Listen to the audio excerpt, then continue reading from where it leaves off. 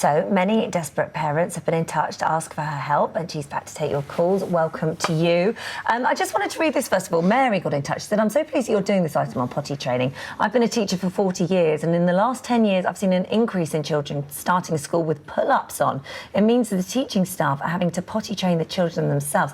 So it just goes to show how bad this situation has got. Yeah, it's really bad at the moment. We get so many emails from parents saying, look, you know, we're taking our children out of school for a couple of months because they're having so many accidents at school. There is definitely a bit of a crisis going on with it at the moment. So why have we suddenly forgotten how to do it? Why has it got harder? I think it's the technology of nappies. You know, we've got the pull-ups now that they can't feel the wetness, and parents are going out to work, whereas they used to stay at home, and, you know, they go to nursery schools. We've got great nursery schools, but there's very mixed messaging going on, but, you know, it's got to stop. It's not fair on the child going to school with pull-ups on, so... Let's try and make a difference today. So we've got Philly on the line now. Good morning to you.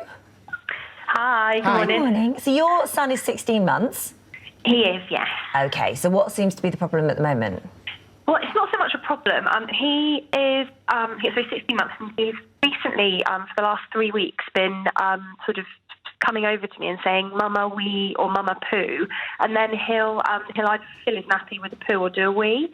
And it seems really early, but I just wonder, is this him sort of giving me signs that he's ready to start potty training, or is he too young? I was just looking for a bit of advice, really. Yeah. How can we do it? So hi Philly, this is great. He is showing the signs, and that's why I always say to parents, he's definitely ready to start. He's actually asking you to go, which is great because they don't always do this. Go with it, just go with it, get all the equipment that you need, go and get the potty taken with you, get the big boy pants for him, and get everything ready, and just go with him because he's actually telling you he is ready to do this. So that's absolutely fantastic. I think he's going to be a clever little one. It's a great position to be in if he's actually telling you now. Yeah, that's amazing. So I always say to parents, you know, follow your child. If they're asking you to go, don't stop them, just go with it. Okay? And they're all so different. I mean, all three of mine had completely different experience. Chester was out of nappies before he was 2, and he exactly the same thing came and asked, and I was like, OK, well, let's do this. And he was the quickest one of them all, so yeah, it's a good sign. Thank you, Philly. Mia. Hiya, Mia. Hiya. Hiya, what's your question? So mine's a little bit different. I mean, my daughter's been dry since she was pretty much 2, but it's nighttime training that we're struggling with a bit. Okay. We've tried sort of going to the toilet before she goes to bed, limiting liquids and stuff before she goes to sleep, but she's still waking up in the morning with a really heavy nappy. She's fine during the day, but night times are really different. She's 3.5, isn't she? Yeah. Okay. All right. So, hi Mia. Hi. Yes, this is very common.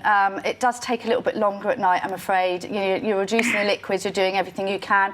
Do you have a night light on for her so she can actually see when she needs to go? Because some children are very scared to get up at night. That normally does actually distract them a little bit if there's a night light. Do you have one of those, or...? We leave the landing light on outside of her bedroom. Right, okay. She has a potty in her room just in case, but generally she goes on the toilet.